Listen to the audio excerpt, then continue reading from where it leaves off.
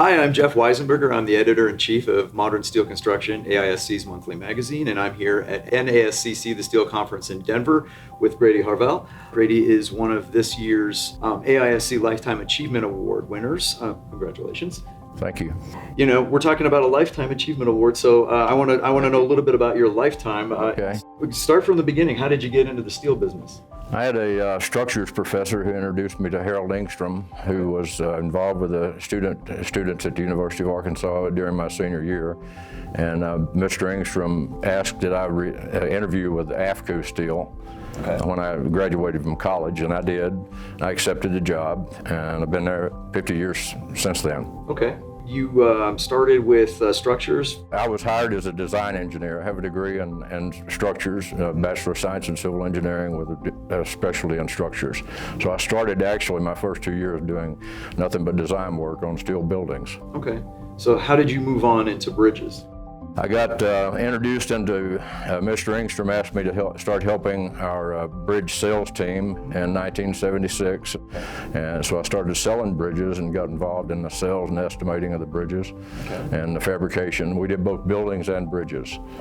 And been there ever since. All right. Well, speaking of bridges, do you have a favorite steel bridge out there?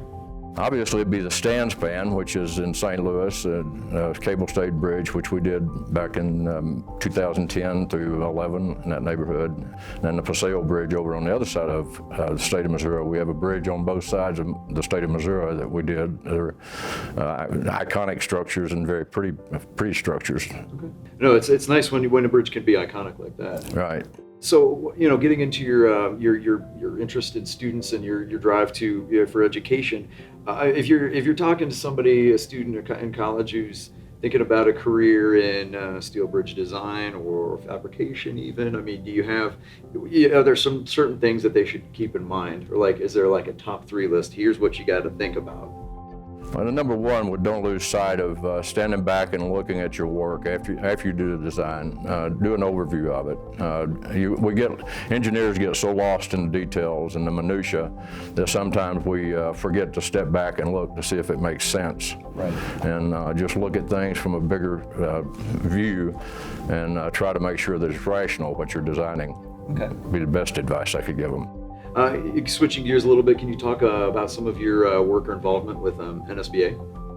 Well, I was on the NSBA committee for several years and involved, promoting, I should say, weathering steel. We're really big on promoting weathering steel. We also looked at the shear studs on steel bridges, and we've been very instrumental in trying to work with University of Arkansas and Dr. Prince and doing stud research to try to reduce the number of steel studs that are required in composite action.